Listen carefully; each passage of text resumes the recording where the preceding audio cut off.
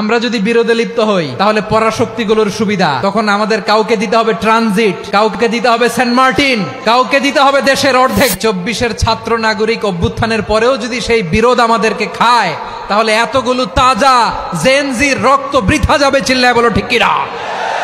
মনে রাখবেন, যখন আমি একা থাকি তখন আমি ব্যক্তি, যখন আমরা সবাই মিলি তখন আমরা শক্তি। What are the drawbacks and disadvantages of division, social and political division in the society? Disunity. আমরা যদি বিচ্ছিন্ন হই, একে অপরের যদি মারামারি করি, একজন যদি আরেকজনের কাফের ফতোয়া দেয়, আমাদের কি ক্ষতি? এক নাম্বার ক্ষতি হচ্ছে আমরা যদি বিচ্ছিন্ন হই আমাদের শক্তি কমে যাবে, আমাদের পাওয়ার আমরা হারাবো। আমাদের কি হারাবো?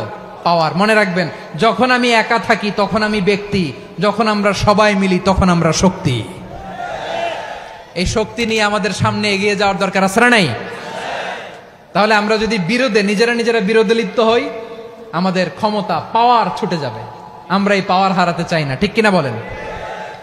রব্বুল আলামিন ঠিক তাই বললেন। রব্বুল আলামিন বললেন, খবরদার, وَأَطِيعُوا اللَّهَ وَرَسُولَهُ وَلَا تَنَازَعُوا فَتَفْشَلُوا وَتَذْهَبَ رِيحُكُمْ وَاصْبِرُوا إِنَّ اللَّهَ مَعَ الصَّابِرِينَ। আল্লাহর আনুগত্য করো, নবীর আনুগত্য করো, কিন্তু খবরদার নিজেরা বিরোধে লিপ্ত হয়ো না, নিজেরা মারামারি করো না, তাহলে তোমাদের শক্তি কমায় দিবে কে? ফাতাফশালু, তোমরা সাহস হারাবা, ওয়া তাযহাবা রিহুকুম, তোমাদের শক্তি কমে যাবে, পাওয়ার কমে যাবে। তাহলে আমরা যদি নিজেরা মারামারি করি, আমরা নিজেরা যদি বিচ্ছিন্নতায় লিপ্ত হই, আমরা যদি মতানৈক্য করি, তাহলে আমাদের শক্তি কমে যাবে, ঠিক কিনা? আমরা শক্তি কমাবো। আচ্ছা, ছোট্ট একটা বাঁশের কঞ্চি যদি আপনারা দেয়, পায়ের মধ্যে ধাক্কা দিয়ে ভাঙতে পারবেন না? এরকম বাঁশের কঞ্চি যদি 20টা একসাথে জোড়া লাগায় দেয়, ভাঙতে পারবেন? কথা বোঝে নাই মনে হয়। চিকন একটা বাঁশের কঞ্চি দিলে ভাঙা যাবে না? এরকম চিকনই 20টা বাঁশের কঞ্চি একসাথে লাগাই দিলে ভাঙতে পারবেন? কারণ যখন আমি একা থাকি তখন আমি ব্যক্তি, যখন আমরা সবাই মিলি তখন আমরা শক্তি। আমরা যেন শক্তি না হারাই। আমরা বিরোধে লিপ্ত হলে আমাদের শক্তি কমে যাবে। এই হচ্ছে 1 নম্বর ডিসঅ্যাডভান্টেজ। 2 নম্বর ডিসঅ্যাডভান্টেজ হচ্ছে আমরা নিজেরা বিরোধে লিপ্ত হলে অন্যরা আমাদের মাথায় কাঁঠাল ভেঙে খাইতে সুবিধা হয়। কথা বোঝেন নাই?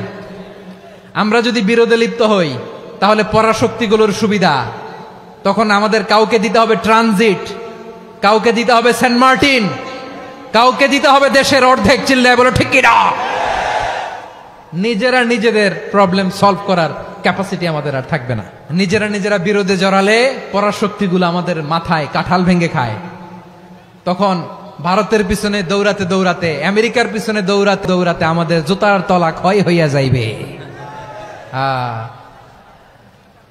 নিজেদের প্রবলেম সলভ করা যাবে না। আমরা যদি অন্যের পিছনে না দৌড়াতাম আর এই বিরোধকে থামাতে পারতাম, বাংলাদেশ আজকে যেখানে আছে তার কমপক্ষে 50 গুণ সামনে থাকতো। চিল্লায় বলেন ঠিক কিনা? তাহলে 1 নাম্বার ক্ষতি হচ্ছে আমাদের পাওয়ার লেস হয়ে যায়, আমরা দুর্বল হই যদি আমরা বিরোধ করি। 2 নাম্বার হচ্ছে পরাশক্তিগুলোর সুবিধা নেয়। 3 নাম্বার হচ্ছে আমাদের উন্নয়ন, দেশের উন্নতি, অগ্রগতি, এটা স্থবির হয়ে যায়, এটা বাধাগ্রস্ত হয়। প্রিয় ভাইয়েরা, ইউনিটি, ঐক্য হচ্ছে একটা দেশের উন্নয়নের মূল ভিত্তি। ইউনিটি অফ এ কান্ট্রি, এটা হচ্ছে একটা সাস্টেইনেবল ডেভেলপমেন্ট, সোশ্যাল স্ট্যাবিলিটির জন্য এটা অনেক গুরুত্বপূর্ণ। এজন্য বিরোধের কোনো স্থান আমরা দিব না, আমরা ঐক্যবদ্ধ থাকবো ইনশাআল্লাহ। বলেন, আর কখনো কাউরে কাফের বলে গালি দিবেন? তুই জাহান্নামী বলবেন? ঝগড়া লাগলে লাগাই দিবেন? তাহলে কি করবেন? মিলায় দিব। আওয়াজ করে বলেন, কি করব? প্রিয় ভাইয়েরা, এই বিরোধ গত 50 বছর তো আমরা দেখেছি। ধর্মীয় অঙ্গন বলেন, সামাজিক অঙ্গন বলেন, রাজনৈতিক অঙ্গন বলেন, এই বিরোধ আমাদেরকে শেষ করে দিয়েছে। এই 24-এর ছাত্র নাগরিক অভ্যুত্থানের পরেও যদি সেই বিরোধ আমাদেরকে খায় তাহলে এতগুলো তাজা জেনজির রক্ত বৃথা যাবে। চিল্লায় বলো ঠিক কিনা? বৃথা যেতে দিতে চাই না, আমরা ঐক্যবদ্ধ থাকতে চাই। রাজি আছেন? আমরা আর কাদা ছড়াছড়ি করব না। অনেক হয়েছে, আন্না, এবার থামুন। অনেক হয়েছে, আন্না। Be a part of our vision. Do listen and share the khair.